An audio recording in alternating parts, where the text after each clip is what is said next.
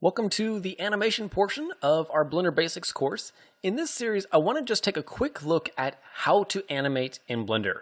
Now, I'm not going to be looking at character animation or advanced simulations or anything like that. I'm just going to look at the raw basics of, here's your object, you want to make it move, here's how you do that. So first of all, this does of course assume that you've watched the previous videos on the interface, navigation, modeling, etc. And so I'm just going to work with my default cube here. And what I want to do is I want to make the cube move from, say, point A to point B. And the way that I can do that is keyframing, where keyframing basically refers to keying the position of an object, whether that is the location, the rotation, the scale, or any other number of things, keying that position or the attributes of that object at a specific point in time, and then moving down in time to another frame and keying your new position. So first of all, let's take a look at a couple of the key things that we need to be aware of before we do this. The first one is the timeline. So if you remember in the interface and navigation video, I talked about the timeline a little bit, where it's the section down here at the bottom of the viewport. As you left click and drag, you can scrub through time, where scrubbing through time means changing the current frame that you're on. Your current frame is indicated right here and right here, and your frame duration is set right here. So I start on frame 1, you can think of this as time 0. And then I go to frame 250. And that time is going to be the endpoint and the total number of seconds based on your current frame rate. The frame rate for your scene is set in your render properties. Remember that the properties panel is the one right over here. And within the render properties, we can set all of the things that are basically relative to our output. So things like the resolution of our image right here, and among other things, our start and end frame and the frame rate. So at 24 frames per second, 250, which by the way, we can do basic math within any value within Blender. So if I just set 250 divided by 24, I can then see that I have a total of 10 seconds. Now, of course, that was pretty basic math, but of course, that, just to prove a point. So we have 10 seconds of animation where starting at frame 1 is time 0 and at frame 250 is time 10 seconds. Now, we could, of course, change this frame rate to be whatever is necessary for our project or our personal preference. And of course, that would then change what 250 represents. And at any point in time, we can, remember, keyframe our current object or the attributes for our object. So let's first, just using our playback controls, let's just jump back to the beginning and let's move our object. I'm going to enable the manipulators in this case. And let's move our object to point A, something like this. And we want to keyframe this position. So we can do this a couple of different ways. We can either go down here and inside the view or inside the timeline, we could enable the record function. But the record function is not going to grab my keyframes by default. It'll only grab them once I activate a transform. So I could then, with this record button on, I could go ahead and just move my cube just a little bit and then position it, and it will now insert a keyframe for that. And you can see this as indicated by the name right here is now in orange to indicate that there's been a keyframe. You can also, if you move your scrub bar now, or the cursor within the timeline, you can see that we have now a yellow line here on frame 1. So if I zoom in here, and by the way, you can pan this with your middle mouse button, here on frame 1, you can see that the name right here turns orange and we have a yellow line. That indicates that we have a keyframe there. Or if you also open up your property or your viewport properties and view the transform section, you can see that now all of these fields that represent the location, rotation, and scale are now green. Green means that there is a keyframe on these values, but it's not on the current frame. So if I go back to frame 1, you can see that they turn yellow, indicating that they are keyframed on the current frame. So let's now just move up in time. Let's go all the way to 250. And let's then move our object from point A to point B. You can see immediately, since I have the record function on right here, all of these frames have turned yellow, and I've now keyframed 2 positions on my object. Well, if we wanted to play back this animation, we could simply go down here to the playback controls, hit the left button to jump back to the first frame in the frame range, and then I could hit the play button and it would start playing back the animation. We can see it's playing back at 16 to 20 frames per second, and it's sliding from point A to point B. Congratulations, you've animated your first object. Well, it gets a lot more complex than this, and we can do a lot more cool things with it. Number one, let's say that we wanted to quickly move this keyframe. Well, that becomes a problem because let's just stop this animation for a moment. If I decide that I want my cube here to reach point B, which I should just name these, so we'll just do point A and point B.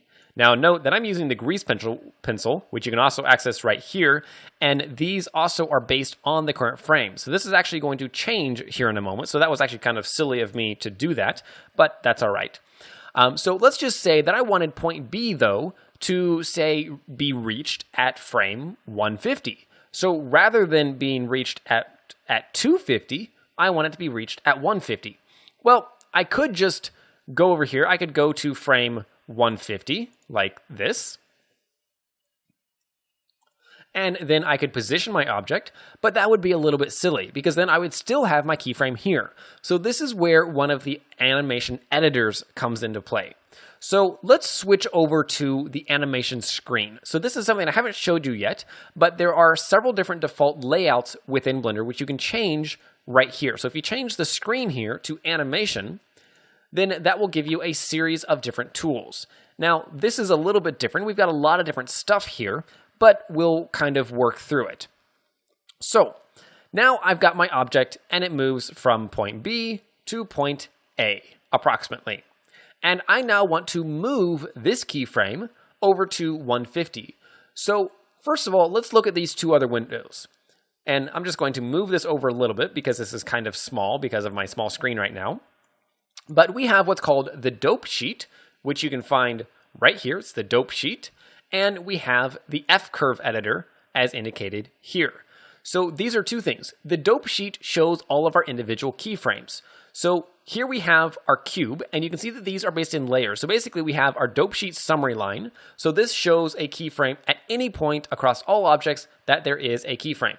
Then we have our cube, and then we have the action, which in this case, you can think of the set or the animation set on this action. So you could have an action for a character walk cycle, an action for a run cycle, or any other things. Think of an action as basically a group of animations pertaining to a specific object. And so then within that action, then we have each of the keyframes along the X, Y location, XYZ rotation, and XYZ scale. So if I wanted to now just select these keyframes, which is the same as this keyframe here, as you can see indicated by the cursor, just like this at frame 250, which by the way, you can move through frames in any one of these views with your left and right arrow keys to go up and down one frame. You can go up and down to the next frame or the previous frame, or excuse me, the next or previous keyframe using your up and down arrow keys. Or if you hold down Shift up and down, you can jump forward or back 10 keyframes or 10 frames at any time. So let's just jump to the last keyframe by pressing our up arrow. And we now want to select these keyframes and move them back 100 frames to 150. So I can just right click on the keyframes here, and you'll notice that since this is kind of hierarchical, if I select one up top, it selects everything below it. Or I could select just one of these, and it would select those individually.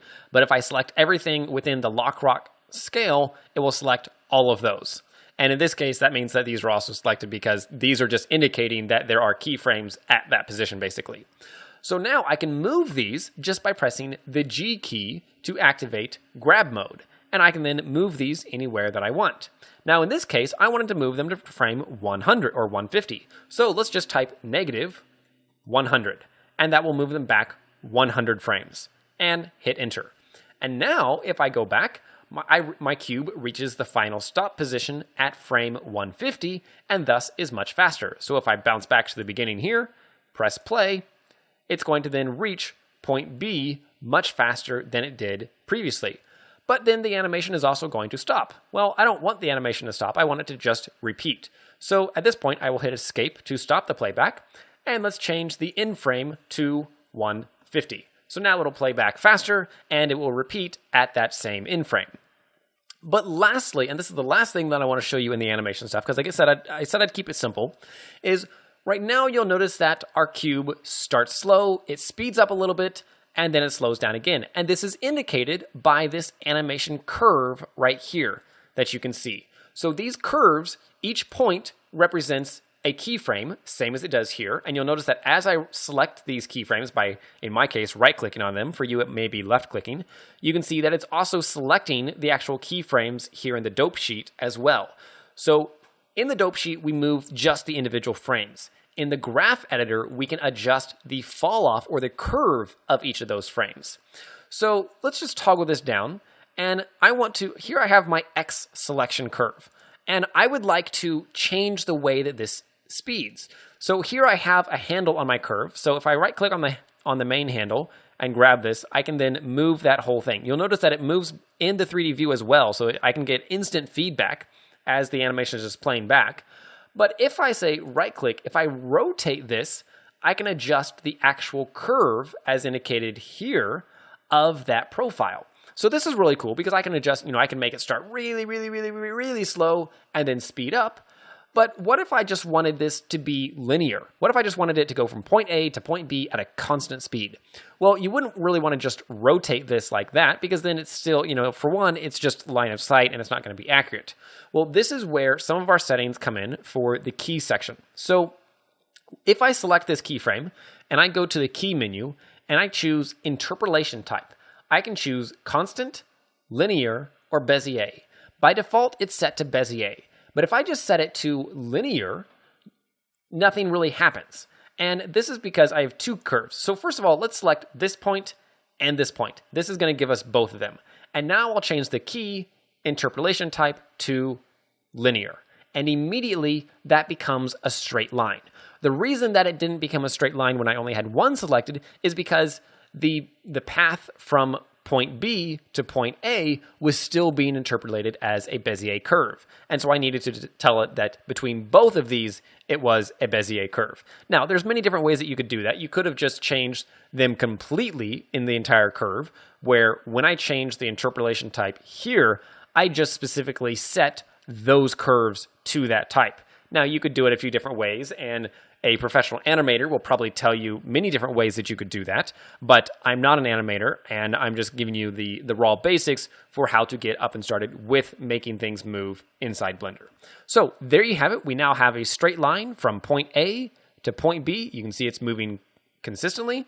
If I grab my point B here, my second keyframe, and just move it back, I can then increase the speed at which it goes from point A to point B, or if I increase the spacing up, I can increase the distance. So that original location that I set is not locked in concrete. If I move this up, I can move that even further along. So left and right represents time, up and down represents location, basically. So it's location and time. So if I move this up, I can make it move even further. If I move it to the left, I can make it move a lot faster, and there we go. So I can go in and I can modify the actual individual animation curves very, very quickly.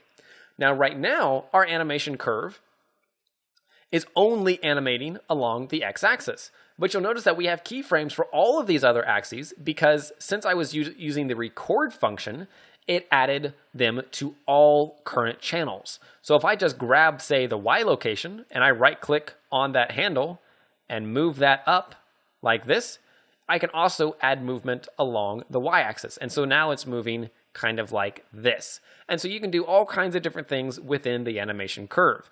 You can even add brand new keyframes within the animation or within the graph editor or the dope sheet. So if I just simply hit Shift D, which will duplicate my current selection, I can Shift D to duplicate this. And, I could give it, say, a spike right there. So it first goes out and then it comes in. And there we go. So there's all kinds of different things that you can do within this. Again, I'm not going to get into the details because there's all kinds of different things you can do in here, and I don't want to overwhelm you too early if you're not already overwhelmed. But that's the basics there. Now, there's just two last things that I want to show you before we call it quits on the animation side. And that is inserting keyframes within the 3D viewport and keyframing values. So if you want to, let's just say you don't want to use the record function. And now let's say I want to move my object over here and I want to insert a new keyframe here. I can simply hit the I key over the 3D view, and then I can choose what kind of keyframe to add. So if I choose a location, it's only going to keyframe the current location. If I insert a location rotation or lock rot, it'll keyframe both the location and the current rotation. So if I just choose location, you can see it modifies the curve, it adds new keyframes here, and there we go. So now my object goes all kinds of craziness. If I want to delete that keyframe that I just added, I could simply go in here, right-click on those keyframes, hit X and delete them, or I could choose them specifically within the graph editor, hit X and delete that, and there we go. So you can clean those up very, very easily and quickly, remove any keyframes you don't want however you wish. Now, remember that when we open the Properties panel, we notice that our values here are keyframed. And this is just the value representation of the location of our object, because a location in space is nothing more than XYZ coordinates with then XYZ rotation coordinates and scale coordinates and so on. And so these values have just been keyframed. But as with location, rotation, and scale values, we can keyframe any other value within Blender as well. So for example, let's go in and let me just find, let's do this. Let's go over to the modifiers tab, and I'm going to add in a new modifier that we haven't seen before, but it's the simple deform modifier. And this simple deform modifier allows us to do some kind of cool stuff. And in this case, it allows me to twist this object. So let's just set the angle. We're going to increase the twisting, and maybe just to make it a little smoother, let's also add in a subdivision surface modifier, and we will move that subdivision surface to the top such that then the simple deform modifier is getting nice, smooth results with which to play with. Maybe we'll increase the resolution a couple times, and there we go. So now this object is now being twisted by this. But what if, say, you were animating this object and you wanted the twist itself to be animated? Well, you can simply right-click and choose Insert Keyframe. And so now at this point, my angle is set to this. But if I then go up in time and go over here to my object, just so I can see it, and I now adjust this angle, maybe I'll set that angle back down to 0, and then right-click and choose Insert Keyframe, that value itself has now been keyframed. And as I move through time, you can see that value changing, and thus is also being changed on my cube itself. So basically any value, whether that is the angle, the limits, or any other value applying to other modifiers and such, can be animated to allow you to do all kinds of different things. And so this can be used for adjusting transparency on objects, it can be used for adjusting location, or basically anything else within Blender. If I want to then say clear out those keyframes, I can simply right click and choose clear keyframes. So that's it for animation. I'm just going to go ahead and remove these, and we're ready to jump right into the shading and lighting. Now that we've learned about the interface, navigation, modeling, and animation, it's time to jump into shading and lighting. So for the shading and lighting, we're going to be using the render engine that's included in Blender called Cycles. Now, the default render engine that Blender ships with is called Blender Render, or the internal render engine. Now this is the old render engine, and that is currently set to default, but Cycles, which is the newer one, is set to become the default engine fairly soon, and is also the much more modern of the two, and so it's what I'm going to be using for this course. The main difference between the two, if you're interested and want to do more research into them, the Blender internal is a scanline render engine, whereas the Cycles engine is a physically based progressive engine. And in this case, Cycles offers a much more intuitive interface and also much greater much nicer results right out the door. Both of them are very capable engines that have their own purposes for various things that they're particularly good at, but for learning purposes and for the sake of using the most recent information, we're going to be using the Cycles engine. So the first thing that I want to do to get us started is make sure that we're using the correct tools. So to change over to the Cycles engine, since it's not currently the default engine, but it will be soon, is here at the top of the bar along the info panel, we just need to change from Blender Render over to Cycles Render. The Cycles Render then changes the settings over here, because remember that these settings within the Properties panel are context sensitive based on your render engine and basically anything that applies to your scene. So now that we've switched over to Cycles, some of these settings have changed because these settings include things that are specific to the render engine. Now, I'm not going to be looking at any of these in this video because I want to focus on just getting up and going with Cycles, setting up lighting, setting up shading, and so forth. So first of all, let's just look at our default scene here. Now, this is going to be a very, very boring scene, but it is, of course, essential to knowing how to make it work. So one of the powers of Cycles is that it allows interactive viewport rendering. And the way that we can do this is if we simply go down here to the 3D view header, change the display, we now have a new rendered option. If we choose rendered, it immediately starts rendering and we can see our cube with all lighting, textures, shading, etc. applied to it. And this is an interactive preview render. So I can go ahead and I can rotate around my cube. I can zoom in on my cube. I can even select my cube and I can move it. I can rotate it. Basically, I can do the majority of things that I would do any other time, all while it's rendering. And this is great because it gives us very quick interactive feedback. But, you can't really see a whole lot of what's going on here. So let's go ahead and look at some of the basics real quick on shading. So shading refers to basically any kind of color or surface information we apply to an object. This could be the color of the object. It could be any textures applied to the object. It could be any kind of, glossy coating or reflection or anything like that for our object. So if we want to change the way that this cube looks, we would go in and change the materials.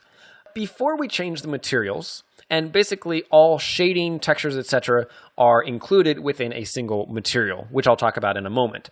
But before we do that, we need to have some decent lighting that we can see. So just like the real world, which by the way, you can get out of render view either going down here and changing into either solid or wireframe, or you can simply press the Z key on your keyboard to switch into wireframe.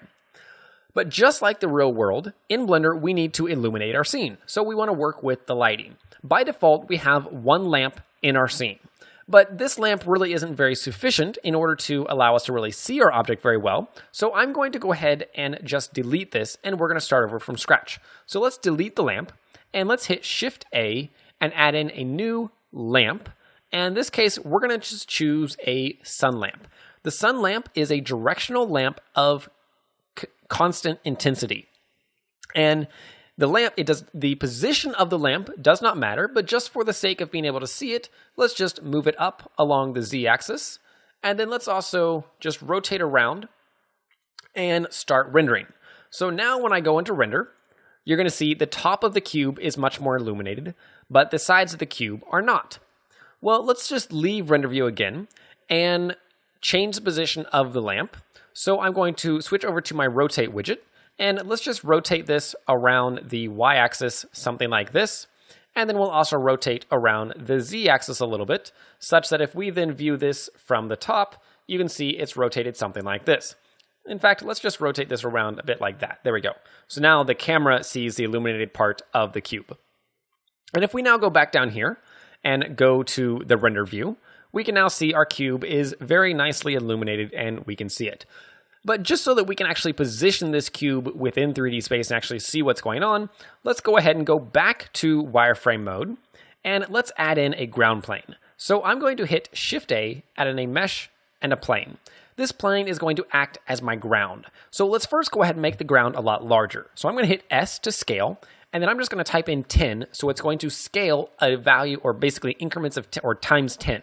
So now we'll hit Enter. If we then hit Z to toggle into shaded mode, we can see that our cube is now half in the plane, half out. So let's just grab the cube. We're going to hit G, Z, and 1, and that's going to move it up 1 Blender unit, which in this case is exactly equal to half the cube because the cube is 2 by 2 by 2. And now I can hit Enter. And now if I go into render mode, you're going to be able to see much better that we have a cube sitting on a plane with shadows being cast already. So this is all fine and dandy. I can go ahead and rotate around. I can do all this. But now let's look at how to change things like the light intensity, the colors of the cube, etc. So now that my scene is rendering, I'm just going to use the outliner to select my objects. So let's select the sun. We now have our lamp properties here on the right side, where we can then go in and change the color, the values, etc. So first of all, let's change the strength. Let's set the strength down to, say, 0.01. And you can see that our scene immediately gets really, really dark. Well, if I set this to, say, 1000, it becomes just bright, to say the least. Let's set this down to a much more comfortable level of, say, how about, let's try 2. There we go. So it's a little brighter than before, but it's, still got enough contrast that we can kind of see what's going on and still get some shadows.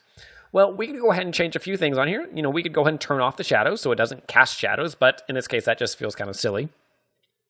And I'm not going to worry about all of these settings, but let's go ahead and take a look and let's adjust the color. So we can adjust the color very quickly, just like this. Now, in this case, I'm going to leave it just as a white or close to white. There we go. We'll make it completely white and just leave it at that. And we're just going to leave this lamp as is because now I want to look at, say, the plane. So what if I wanted to make the plane a different color, say brown, and maybe I wanted to make it reflective? Well, I could select the plane, and what we need to do is we need to add a material to the plane, where currently the plane and the cube are just objects. They're just being rendered. There's no materials, there's no colors, there's nothing. And so by default, it just renders them white. Well, if I select my plane and I go over to the material properties, which is indicated by the red sphere, I can go ahead and add a material. So I'll just click New. That adds a new material right here. And this basically acts in slots. So I could just click the plus sign and add a second material to this. But for the time being, we're going to go ahead and remove that. So I have my material. Let's go ahead and name this just by clicking on it and call it plane for the ground. And I can now go in and I can change a few things. For one, I can see a preview right here. So it'll preview the colors and such. Now, since I'm already rendering in the 3D view, it's already going to dynamically update, so I don't really care about my material preview. So I'm just going to toggle that down, which will actually stop the preview rendering and help save memory. Now, I can change a couple of things on this. For one, I can change the surface type. So I could go ahead and make it an anisotropic shader. I can make it a diffuse shader, glossy, glass, etc.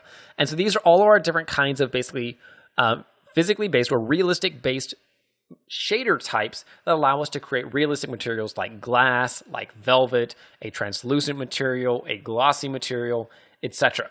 If you're not familiar with these, don't worry about it yet. We're going to talk about them more in just a little bit, but for the time being, let's ignore these. And let's look at the color. So we can change the color just like we did on the lamp, say something like this. And we could go ahead and tone down the value here and make it a little darker. Maybe, get a kind of a nice rich brown, something like that. Cool. Well, if I now wanted to make this reflective, I would need to change the surface type as we just looked at. So currently it's set to diffuse. So since I'm not going to go into the details, but basically it's physically based such that materials actually behave like real world materials basically. So right now it's set to a diffuse shader, so it's basically just dull. There's no specular highlights, there's no reflections, nothing. But if I hit diffuse, and if I click now on glossy BSDF, it will make that completely reflective. So now I have a roughness value right here that I can change to make this more or less reflective. So if I make this, say, 1, it's going to be completely rough, and so there's technically some reflections in here, but basically it's a diffuse shader. But any value between 0 and 1 will then be intermittent value. So if I put 0.5, it's pretty reflective, and so you can start to see some of the environment and the plane is selected, or the cube is selected, but there's not, they're not bright. But I could tone this down even more and get stronger and stronger reflections. So this just allows you to change some of those settings. Well, one of the things in Cycles that is very, very powerful is the ability to work in nodes. So currently, I've just been adjusting settings here. But what's actually happening is this is working with a node-based system that allows us to have a much greater level of control over our shaders. And I want to go ahead and show you that now because it is very, very important and it's very, very powerful. So what I'm going to do is I'm actually going to split my view. This is something that I haven't showed you yet. I probably should have showed you in the interface and navigation section, but we'll go ahead and show it now. So just like we can change our layouts here, we can also create custom layouts. So for example, if I wanted to just split my 3D view across the center here and make one view up here a separate window and this down here the 3D view, I can simply go right up here and you see these little cross-hatched handles right here, or the diagonal bars. My cursor becomes a plus sign of sorts. And if I now just left click and drag and pull down in the direction that I want to split, I can split my 3D view. And this is cool because now I've created two 3D views. Well, what I can do now is I can now change this 3D view by just going right over here and changing it to a node editor. And the node editor is what allows us to get in and actually work with the actual construction of these shaders. And so what we have here is we have a output shader, or the output of our material, and then we have the input of our material. Right now, we only have a single input, but we could have any number of inputs that are then being mixed together. So every shader in Cycles is going to have a minimum of one input and one output, and then any number of other things. And just so you know, this section here, the material properties, allows us to do basically everything that we can do in here, but here in the node editor, we have a much more visual kind of network view that allows us to visualize what's going on much easier. And this is very, very important because as you start creating some very, very complex shaders, there's times where you might have 100 of these nodes. And so to have that here would be very, very complicated. So real quick, let's look at how this works. So first of all, I'm just going to move this a little bit over to the left just by left click and dragging on it. And now let's hit, or we can just go down to the add menu. And you can see all of our different kinds of nodes here that we can use. We've got a bunch of different ones, but for the time being, the ones that we care about are the shader nodes. So currently we're using a glossy shader. Well, let's just say that I wanted to mix the brown glossy with, say, a yellow diffuse or something, just to have a little bit control over the color. Well, I could choose add, choose shader, and diffuse. I now have a new input right here. And if I just left click and drag on the green output dot into the green input dot of the surface, it will then reconnect this node in place of the previous node. And these are basically called noodles. So you just think of lines between the nodes. And so now, rather than using the brown one, I'm now using the white one. Now, one thing to note is that it automatically put the noodle from the glossy output into the volume input. This technically is not used right now in Cycles, and so doesn't mean anything. So we can actually just left click and drag on that to pull that out and remove it. So now what I could do is I can now use either one. I can use the diffuse or I can use the glossy. But what if I wanted to actually mix these two together, such as getting, say, 50% of this one and 50% of this one?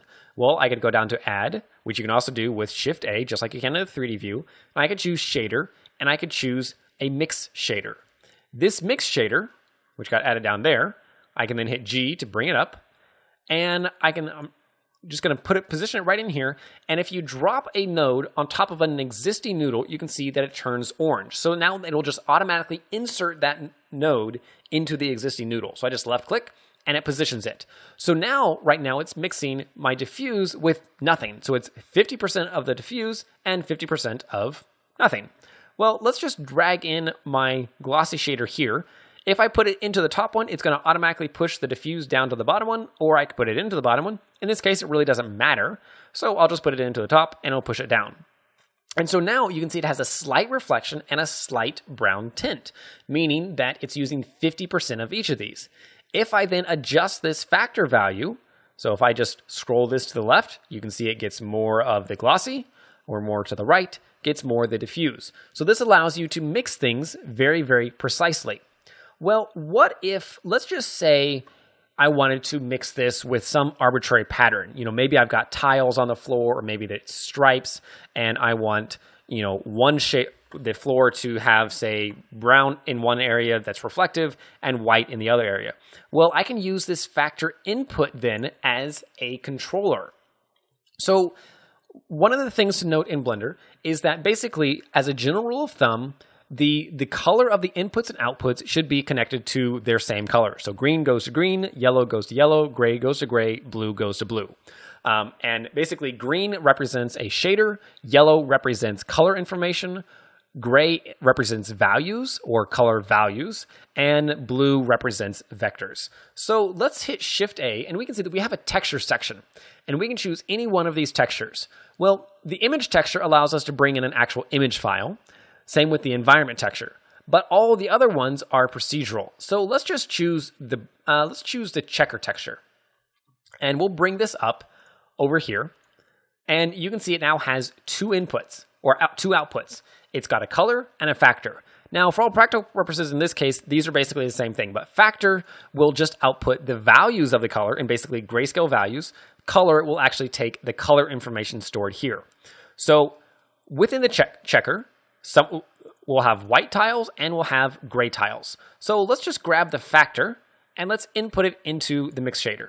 And immediately, this is now controlling this. Basically, the white is getting one of these and the gray is getting the other one. So let's just take this down to black. There we go. So it's just consistent. And so now, if I go in, let's just change this to, say, a blue tile. And now only those specific areas then are changed, whereas all the white are left alone. And this is really, really nice because it allows us to do all kinds of different things. So now I can do things like adjusting the individual tiles. I could choose image textures. I could add in, procedural noise or grunge or anything like that very, very quickly. Well, that's all fine and dandy, but what about, say, the cube now? Well, if I just select the cube, let's go in and let's look at how to create that material from scratch. So let's click Use Nodes, and you can see we have a diffuse and a material output. Well, let's hit X and delete the diffuse, which immediately notice removes it down here and makes the cube completely black. Well, we could go ahead and hit Shift A, add in the shader that we want, and choose, let's just do glass, and then bring this up in here and do that. And then that cube immediately becomes solid glass. So you can see that it behaves completely realistically. It's got a strong index of refraction and all of that kind of stuff. And so it's very, very cool. We've got all kinds of different stuff going on. All right, well, that's basic. That's the basics of using cycles. There's a lot of other details on that, but we've got a bunch of other tutorials here on Blender Cookie that you can follow for, texturing in cycles to doing specific lighting and things like that. So I encourage you to go ahead and check that out. But just remember, basically, you've got your lamp objects for doing the basic illumination. Within that lamp object, you have your settings in here, which, by the way, are also nodalized. So you can go in here, you could mix different types of emission shaders. So if I just go in here, I choose shader and I choose emission. We'll make this one just say a bright green, and I then mix those shaders together using a mix shader, drop that on top, move these over, drop this one in here. It's now 50% green and 50% white. So just like regular materials, I can also use the nodes to control the lamps as well. You can also do that with the environment. So if you go over here to the world settings, this adjusts your environment, and you could click Use Nodes, at which point you can choose the world nodes here, and then you can go in, you can change the background, you can change the intensity, and all the other things that you want to do with that background, including if you wanted to add in an environment texture or anything like that. So that's the basics of lighting and shading in cycles. Remember that with your sun here, if you just, I'm just going to turn this value down to, say, 0.2. With the sun lamp, we can also go in and we can change the intensity, we can change the rotation to adjust the shadows or anything else that we want to do to then impact the lighting. But that's it for lighting and shading in cycles. It's pretty simple. It's really, really powerful and allows us to give some really, really great renders with relative ease. In the previous video, I introduced you to shading and lighting with cycles. But now that we have our, very, very fancy scene with this checkerboard pattern with a slightly green tint to the lighting and our glass cube all set up, what if we wanted to actually render this out and save an image? Maybe we want to create a cool desktop pattern. Maybe we're rendering out a complete short film or whatever it is. We want to go ahead and take all of these renders and actually create something out of it. Whereas right now, I'm only doing this within the 3D viewport, so I can't actually create an image out of this. Well, this is where the actual rendering process comes into play. So if we go over here to the render properties, right here, we can see all the different settings that apply to this. So first of all, If you want to just render an image, whether that is for a piece of artwork, for a background image, for a single frame, whatever it is, just a single still frame, you can do this simply by clicking Render. What that's going to then do is going to take the position or the output of the current camera as defined in your scene settings, in the case that you have multiple cameras in your scene, and it's then going to render that out to a complete image. Cool. Well, that wasn't too difficult, but let's step back and reevaluate that. So first of all, you'll notice that it switched me into the image editor. And as you can see here, the display for when we render is set to either go to full screen render, create an image editor, add it to a new window, or keep UI. In this case, it's set to an image editor. So it's going to take your current active view and it's going to load in the image editor as defined right here and show you your render result. Well, if we just hit escape, it'll go back to the 3D view. All right. Well, that rendered a specific angle, but how do we define that angle? Well, that angle is defined by your camera. So let's leave render view here. Let's go back to solid view. And you can see that we have our camera right here. We can switch to the camera to see what it sees by going to View and Camera, or numpad 0. So if we choose Camera, we can then see this is exactly what the camera sees. Well, if we then just rotate out of that by hitting middle click, we could go ahead and go to Top View by go to Menu and Top View. And maybe I'll toggle out of perspective mode as well, just like that, so that I can actually see what's going on. And maybe I'll go into wireframe mode so that I can see my cube as well. We could now grab this camera and move it just like any other object. We could rotate it and thus change the position and change what the camera sees, just like any other object. And now if I change view and go to camera, I can see that it sees the cube.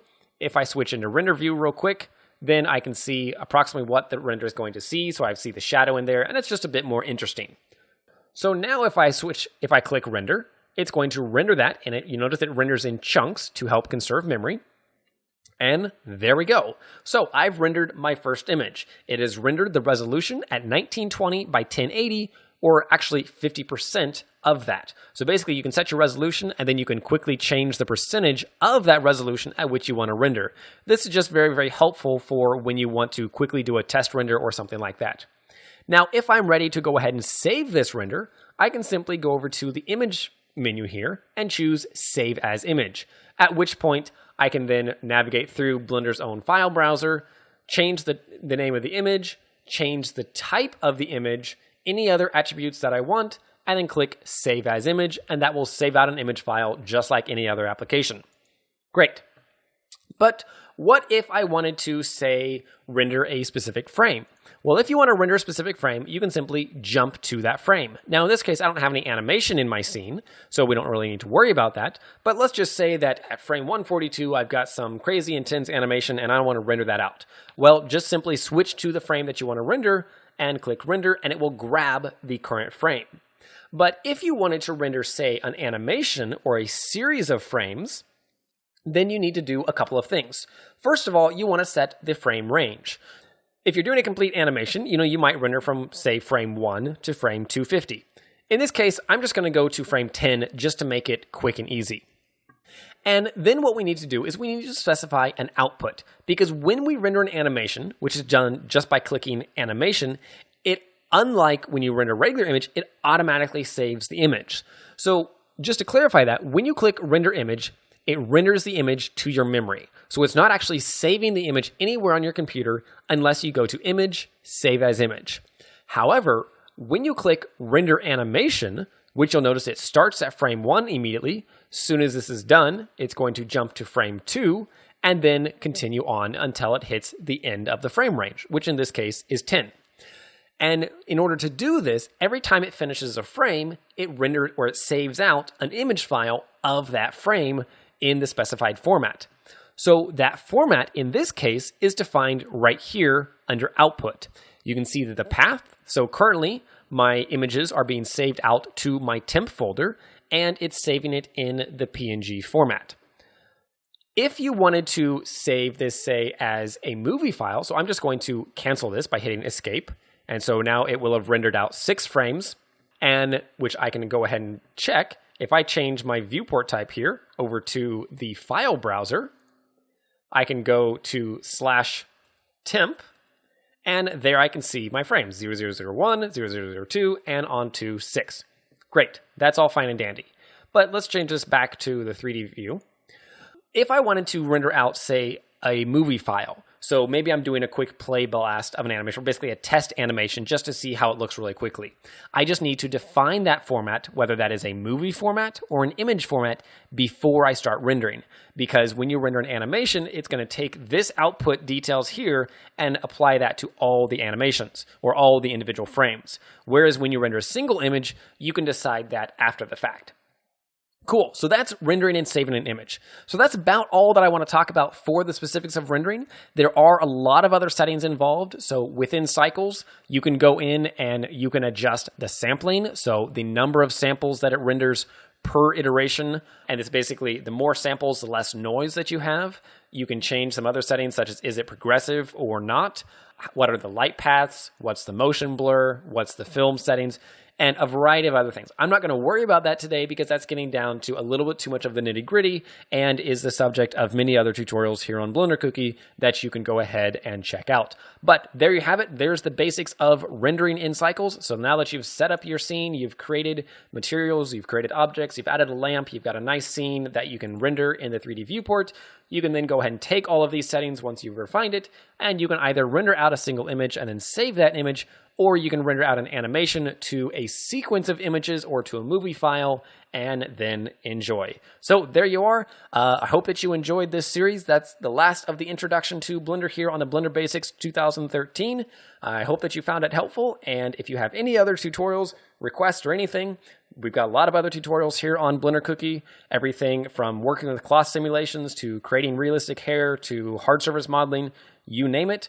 If you join up as a citizen member through our membership program known as Citizen, you can get access to all of our exclusive training, which is much more in-depth, has a lot of really detailed topics, and is constantly being added to create a complete library of content that allows you to invest in yourself and your education to help learn Blender much faster than otherwise you might be able to. So that's it. Thank you all for watching. My name is Jonathan Williamson, and I hope to see you again soon. Cheers.